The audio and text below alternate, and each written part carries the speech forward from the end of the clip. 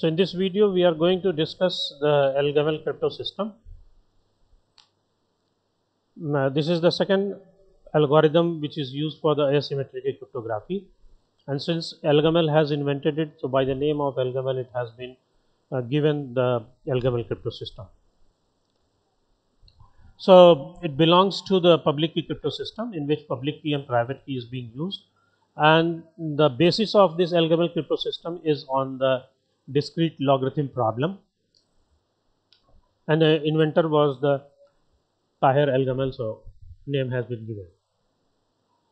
Now how it works, first of all we are going to consider or assume a very large prime number p and even is considered to be the one of the primitive root of the group which belongs to zp star multiplication, and d is an integer which is less than p minus 1. Then we try to calculate the value of e2, and that e2 is equal to e2 even to the power d mod p. So we have considered p, we have calculated e1, we know e1 as the primitive root, and we have calculated e2 with the help of e1, d and p. So this e1, e2 and p becomes the public key, and the d, which is being assumed as the integer which is less than p minus 1, is considered to be the private key. So how it works, the Elgamal cryptosystem, how it works. So this is an illustration which shows the generation of the key, encryption and the decryption in the Elgamal system. So first of all, there are two users, A and B.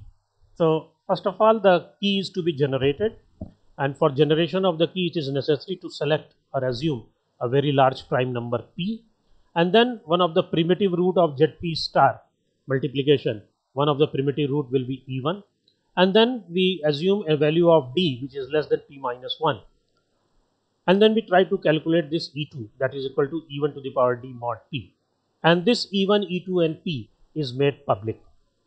So you can consider that there are three entities which are the part of the public key, and keep itself the private key, that is d. So d is considered to be the private key, and e1, e2 and p is considered to be the public key.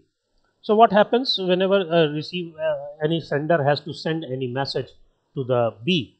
So what it will be using its public key to encrypt the information, and then it will be using its d to decrypt the information.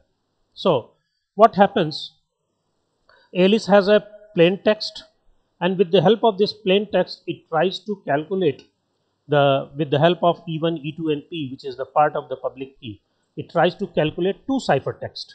One is c1 and another is c2. So c1 is calculated as e1 to the power r mod p. So e1 it has received the value of r, has to be it has to assume the value of r, and then what it will do, it will find out e1 to the power r mod p. So with that then it calculates the value of c2. c2 will be equal to e2 to the power r into p, where p is the plain text, and mod p, where p is the prime number which is assumed here.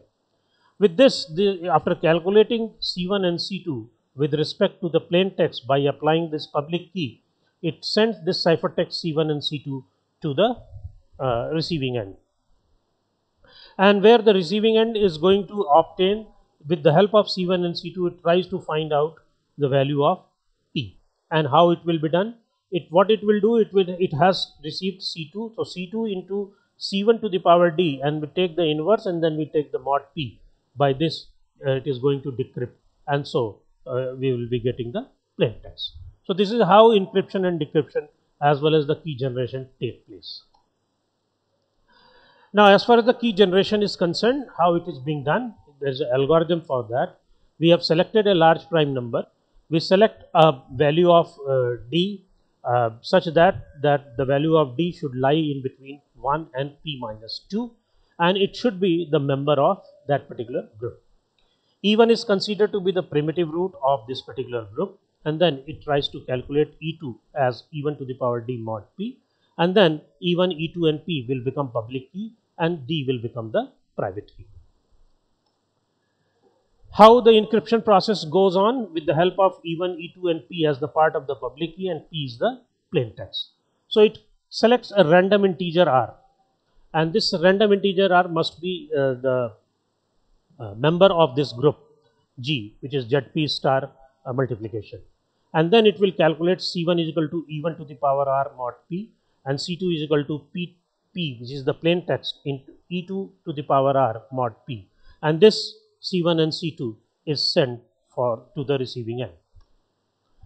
And how it is being decrypted? Decryption is a very simple formulation has been done, that C2 into C1 to the power D, and we take the inverse of C1 to the power D and then multiply it with C2 and then take mod P, we will be getting the plain text.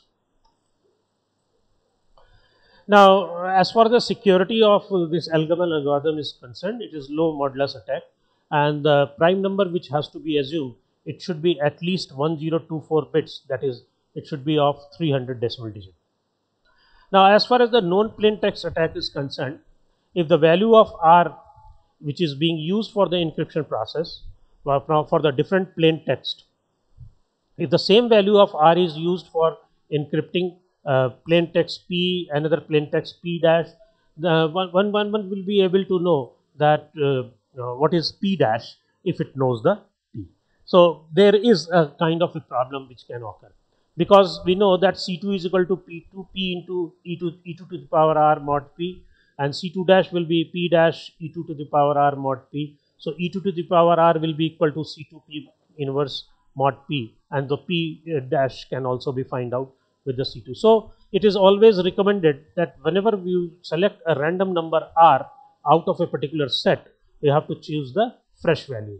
Otherwise, for two different plain texts, P and P dash, just wait, it is